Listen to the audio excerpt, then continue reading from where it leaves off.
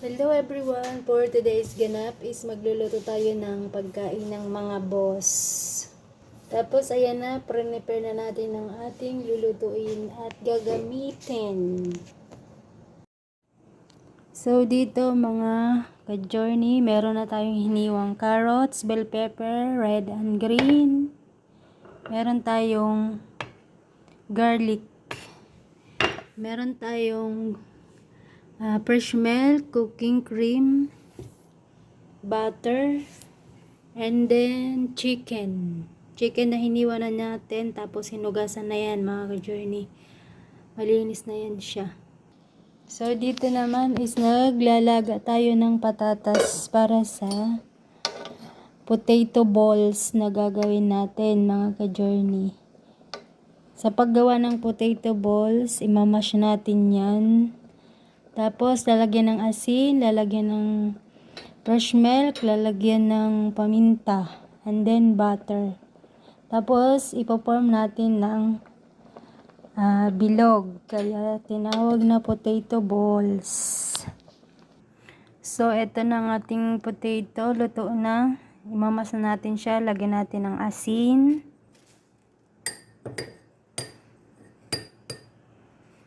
Black pepper. And then yung butter. Ayan. Butter. Ayan na. Linagyan na natin ng butter mga ka-journey. Tapos imamash natin gamit to. Pang mash. I-mash natin ng pino para maganda ang kalabasan ng ating potato balls.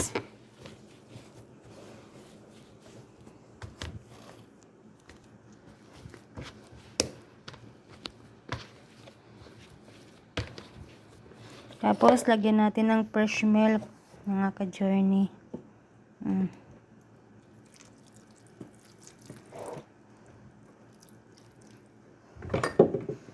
Mash ulit. Hanggang sa mapino. So, ayan. Pino na ang ating mashed potato. Gagawin na natin siyang balls. Bibilog-bilogin na natin siya. Start na tayo magluto. Maglagay na tayo ng butter.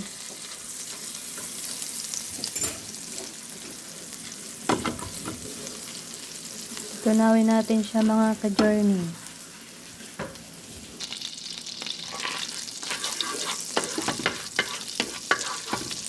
And then bawang.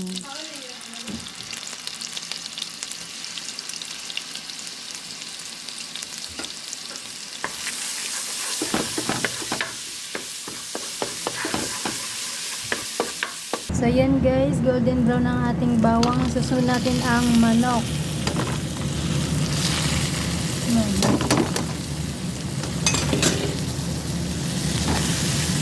Half cook lang to siya guys, half cook. I-half cook natin sa bawang and butter.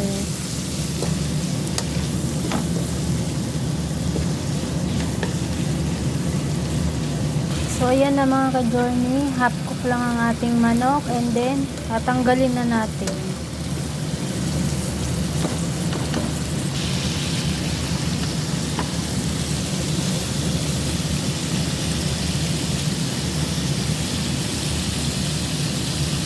Susunod natin ang carrots. Carrots ang ating unahin kasi matigas siya mga ka-journey. Ay, nasama yung sili. Tanggalin natin kasi malalaga. Yan. Ito muna yung unahin na carrots. Then, cook for 1 minute mga ka-journey. So, yan. Isunod na natin ang ating bell pepper. Ito.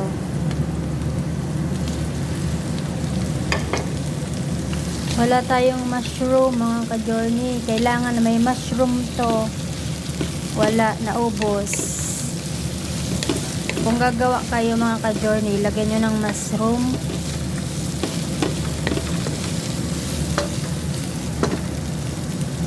Then, ilagay ulit natin ang manok. Ayan. Napaka-healthy ng ating pagkain ngayon, mga ka-journey.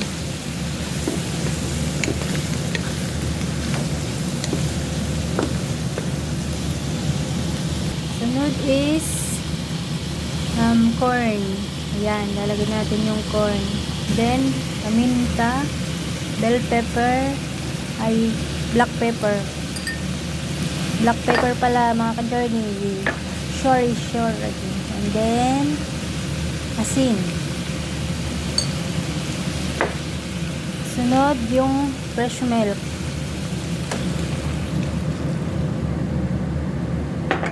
Sunod natin yung cooking cream mga ka-journey.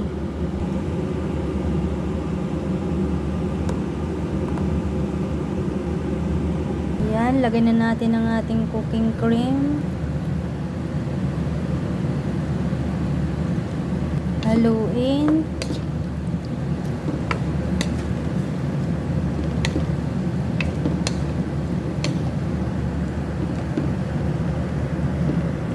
So, pakuluan natin siya ng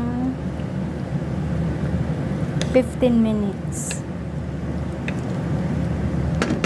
At syempre guys, hindi mawawala ang ating Knorr cube.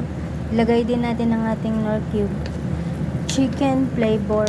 Kasi manok man yung ating sahog sa ating butata sinia in Arabic. Ayan. Cook for 30 minutes. And takpan natin guys. Hayaan natin kumulo at maluto.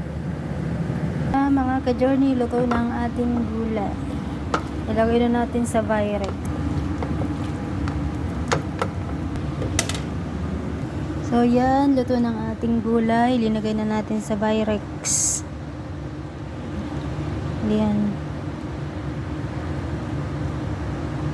Tapos ilalagay na natin ang ating mga potato.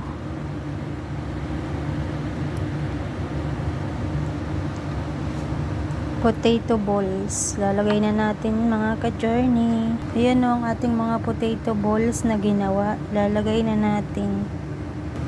So, yan.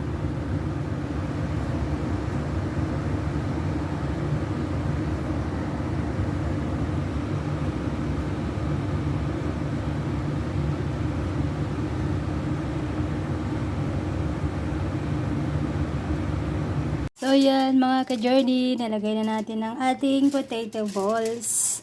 Tapos, sa ibabaw, lalagyan natin ng mozzarella cheese. And then, ilalagay na natin sa oven. Cook for 15 minutes and then finish na. Ooh. Ito naman guys, ang ating gagamiting mozzarella cheese. Dalawang kulay siya, may blue, may red, pero itong red yung gagamitin natin.